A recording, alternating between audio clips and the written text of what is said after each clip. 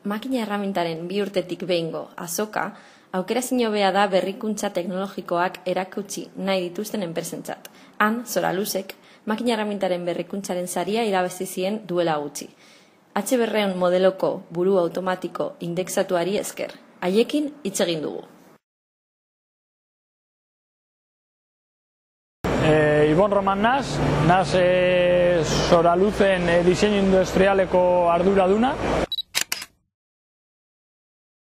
Eta bueno, guk egin duguna da presentau premios de innovación izeneko premizuetara TAA makina eta gama de cabezales han esponidu da ditugunak.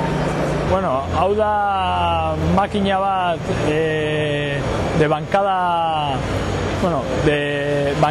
montante fijo y mesa móvil deitzen dioguna guk. Eta, bueno, da guk egiten dugun makinen artean txikiena, esango genduke. Guk egiten dugu máquinas de fresado mandrenado de grandes dimensiones, esaten dienak, eta hau da, esango dugu makinarik txikiena.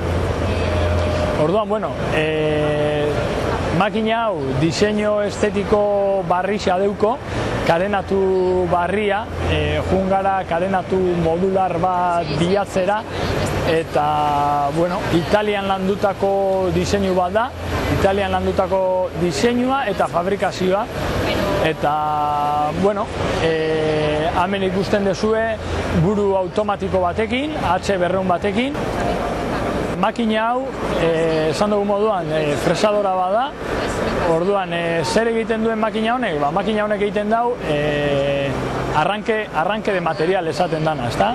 Materiala bai aluminizua edo metalak, generalean metalak mekanizau egiten ditu.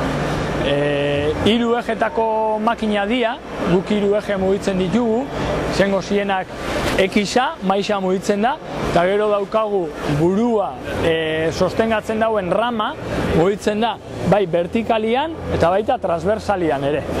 Gero, 3 ejes más 2 deitzen da askotan, zergatik? 3 eje horiek independientia dira da mugimendu simultanea daukate eta gero buruan beste 2 giro ditugu. Kasu honetan, konkretuki, daukagu giro vertikala eta gero 45 gradutara daukan beste artikulazio baten.